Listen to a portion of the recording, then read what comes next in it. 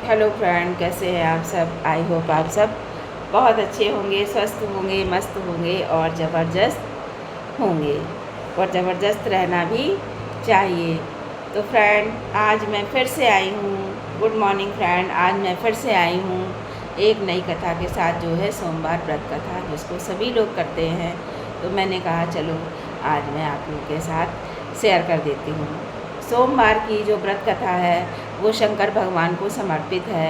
इस व्रत को करने से सभी मनोकामनाएं पूर्ण होती हैं और जीवन में सुख शांति आती है।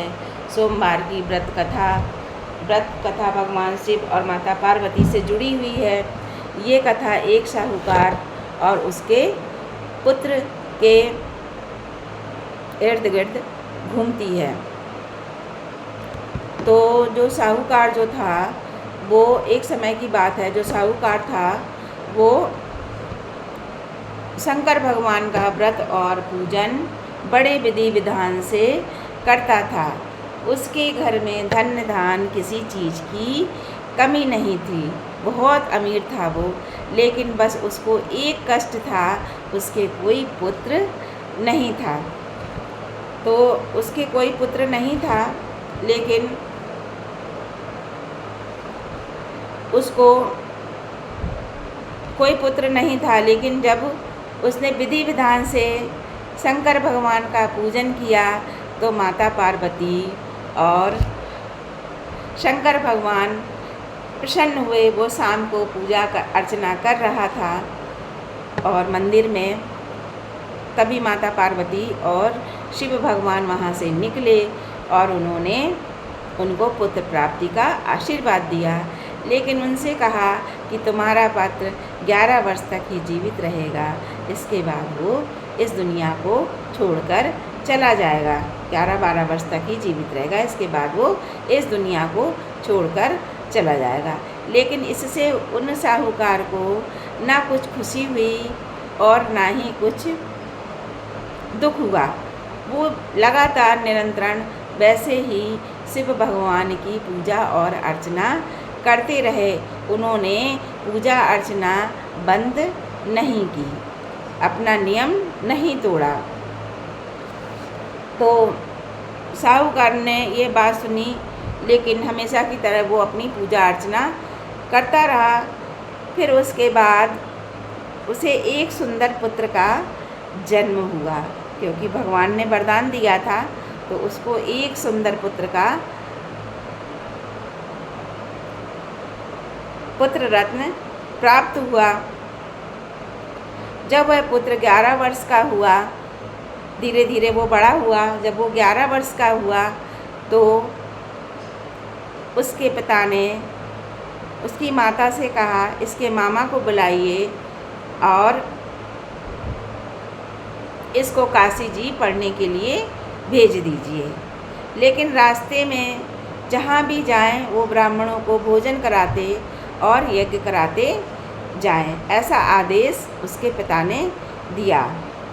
तो काशी जाते समय रास्ते में एक नगर में साहूकार के पुत्र का विवाह होने वाला था। विवाह के दिन वह वरमाला पहनाने के लिए राजकुमार के गले में हाथ डाला तो दूल्हे की एक आँख नहीं थी।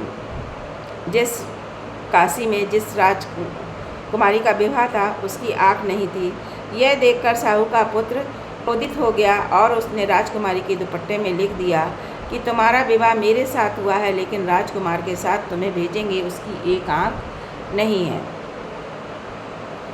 तो यह बात जब राजकुमारी के पिता ने साहूकार के पुत्र को महल में कैद कर लिया।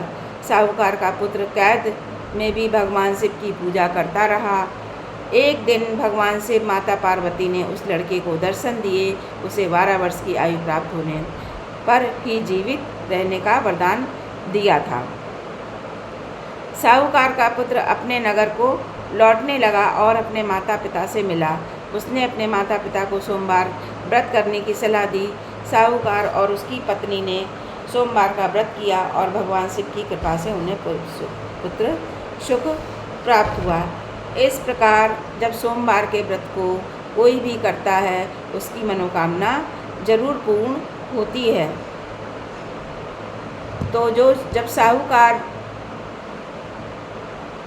का पुत्र जब उस नगर से लौटा, काशी से जब लौटा,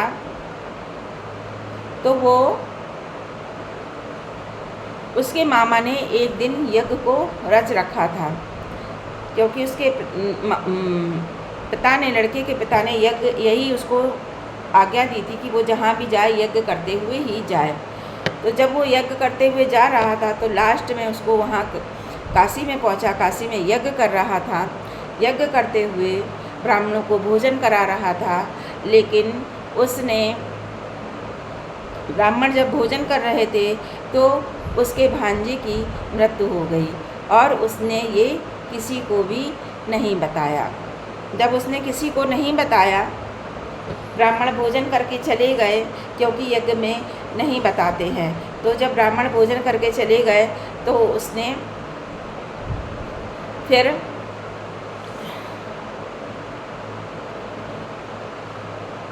जब उसके जाने के बाद उसने रोना धोना शुरू किया। जब रोना धोना शुरू किया तो शिव पार्वती उधर से निकल रहे थे और उन्होंने देखा कि अरे ये तो वही पुत्र है। तो उन्होंने उसको फिर से आशीर्वाद दिया और वो पुत्र अमर होने का उसको वरदान दे दिया। वो पुत्र अपना क्षणभंगुर संसार ना छोड़कर अपने माता पिता के साथ सुखी जीवन यापन करने के लिए उसको दीर्घायु मिल गई। और जब वो लौटा तो उस लड़की का विवाह हुआ था, उसी शहर में आया और वो लड़की उसी के साथ आ गई।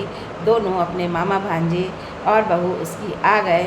साहूकार ये देखकर बहुत खुश हुआ। उसने